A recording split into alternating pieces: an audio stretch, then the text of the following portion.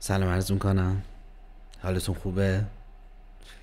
امیدوارم که عزیزان هر جا هستن شاد و خوش و سلامت باشن. یک توضیح کلی راجع به این کانال بدم تا بدونیم که چطور میخوایم با هم گفتگو کنیم.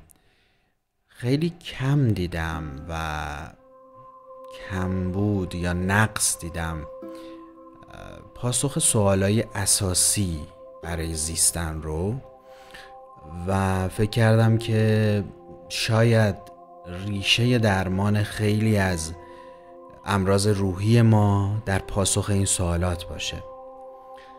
این کانال در واقع روی کرد به پاسخ سوالات اساسی هستی شناسی، پدیدار شناسی یا جایگاه ما در هستی داره.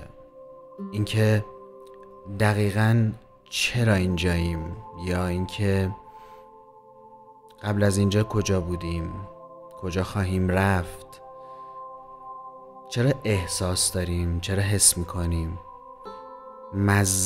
چرا مزه ها از کجا میاد، اون state of consciousness، اون آگاهی مرکزی که شعور زیستن درش هست و ما رو زنده نگه داشته و یک انرژی جهانه، یک هیولی کلیه. اون چیه؟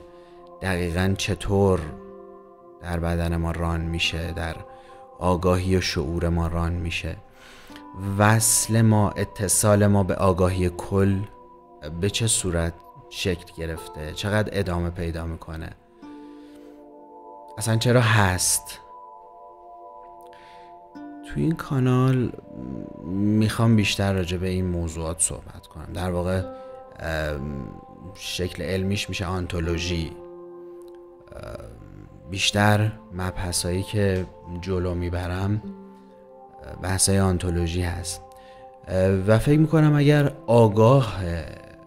در واقع آگاهی بیشتری ما داشته باشیم در رابطه با خودمون و جایگاهمون در هستی و اون چیزی که بودیم و یادمون رفته، برگردیم به چیزی که بودیم، فکر میکنم خیلی خیلی قشنگتر و راحتتر بتونیم زندگی کنیم. چون به هر حال ما یک بار فرصت زندگی داریم، یک بار به ما فرصت داده شده. یا میتونیم به زیبایی ازش استفاده بکنیم، از این فرصت، یا دائما در رنج باشیم. یک تلرانس کلی ما بین رنج و لذت داریم و خب دسته ای از آدم ها در رنجن، متاسفانه دسته ای در لذت. این به جایگاه اجتماعی یا سطح توان اقتصادی هم بر نمیگرده.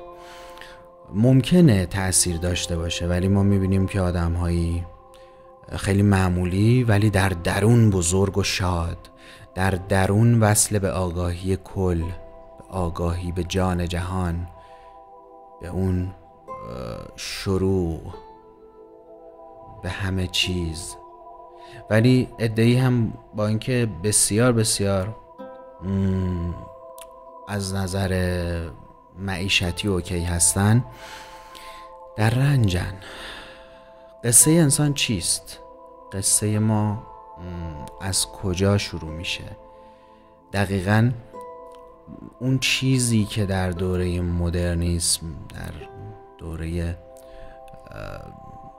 در واقع مواجهه با تکنولوژی، البته مدام تکنولوژی جلو میره، ما دوره اختراع چرخیم برای 200 سال بعد، اما اون چیزی که در مواجهه با جهان نو انسان رو از مسیر دور میکنه و در واقع باعث میشه که راحت زندگی نکنه چیه؟ با تمام امکانات او ممکنه راحت زندگی نکنه. همونطوری که گفتم، نقص آگاهیه. ما از آگاهی دوریم. تو این کانال بیشتر در رابطه با آگاهی مرکزی، اون آگاهی درونی که وصل میکنه ما رو به آگاهی کل صحبت خواهیم کرد و دلایلش رو، نشونه هاش رو دونه دونه به شما خواهم گفت. پس آنگاه متوجه میشید که یه مقدار دارید نزدیک میشید به خودتون و خب استرس ها کمتر میشه، حتی اون اضطراب، استرس، افسردگی که مبتلا به دوره ما هست کمتر میشه و یک نوع به نظر من هیلینگ یا درمان جدید هست، یک تراپی ویژه هست. در این بین ما مواجه میشیم با تخیل. این کانال 2 بخش داره، یعنی من هر ویدئویی که هر هفته 1-2 تا ویدئو یا 3 تا ویدئو در خدمت شما هستم، هر ویدئو 2 بخش داره. همونطور که گفتم مواجه میشیم با تخیل.